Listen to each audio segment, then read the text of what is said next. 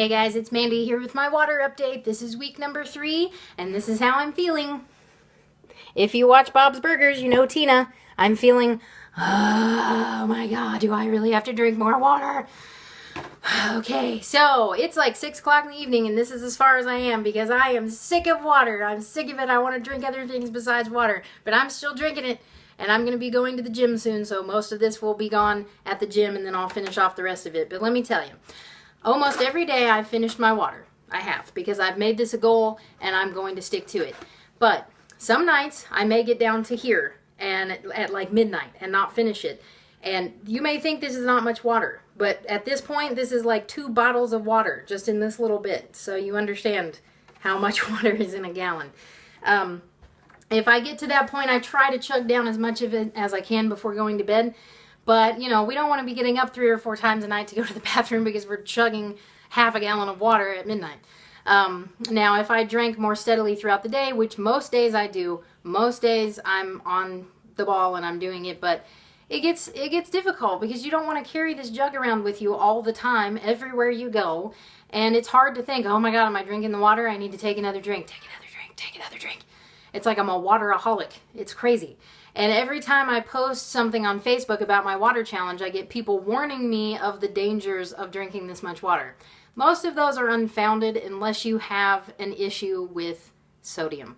And I used to have severe adrenal fatigue in which I had to drink 2 bottles of water a day that had a 1/4 teaspoon of sea salt in it to help my adrenals. So I was really surprised that I was able to make it 9 whole days drinking the entire gallon before I ever noticed low sodium. How do you notice it? Usually when you stand up from a seated position or stand up from lying in bed, you will feel woozy and dizzy and almost pass out. That's severe. You know, if you're actually passing out, that's severe. But if you feel like you're just kind of like, oh my god, my head's spinning, what's going on? That's usually low sodium and low blood pressure, which happens because of the low sodium. So unless you have a medical condition where you've been told to limit your sodium, just eat a little bit of extra sodium a day. Put a little bit of extra salt on your food. I promise you will feel better if that's what's going on. Within like 30 minutes of eating that sodium, you will start to feel better. If you don't, try eating a little more. If you still don't, then the water challenge may not be for you. And honestly, I don't think it's for many people. Most people are not going to drink an entire gallon of water a day. They're just not. And I don't think you have to. I think a half a gallon, 3/4 of a gallon, drinking half a gallon of water plus some other liquids during the day, as long as they're healthy and not chock full of sugar and calories, you'll be fine, you know? But what it has taught me is that I was not getting enough liquids before. Now I am. More than enough, I think. Also, like I said in my last video, I am eating less. I find that I'm reaching for the water instead of snacky foods when I feel hungry because I'm actually thirsty. But if another way you can tell if you're depleted in sodium is if you are continually thirsty, even though you're drinking more and more. If you keep feeling thirsty, you need more salt, okay? So enough about the electrolytes. The second point is the bandwagon. We're going to talk about the bandwagon.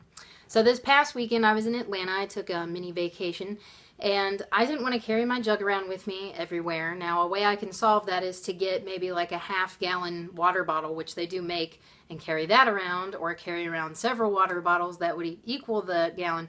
It's just a lot of preparation for water, right? So I didn't carry my jug around all day when I was walking around Atlanta. I only made it to about this point in the day by the end of the day, and I wasn't going to sit there and chug this at midnight. So I just let it go, and the next day I finished that half gallon, and I started my new gallon when it was empty. So the point is, I got back on the bandwagon. And I wanted to talk about this because New Year's is coming up, and this is a big time for a lot of people making goals and plans for the new year in their bodies. It is great to have goals. It's great to have something to look forward to motivate yourself. It is not okay to give yourself so many unobtainable goals that you end up falling off the bandwagon within the first week and then saying, well, I knew I couldn't do it. I'm just not good enough to do it. And getting in that self-deprecating mode, because that happens a lot. I've seen it a lot.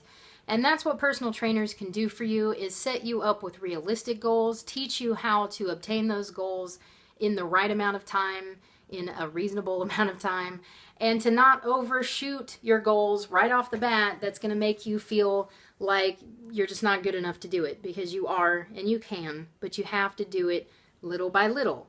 Make those short-term goals that are reachable.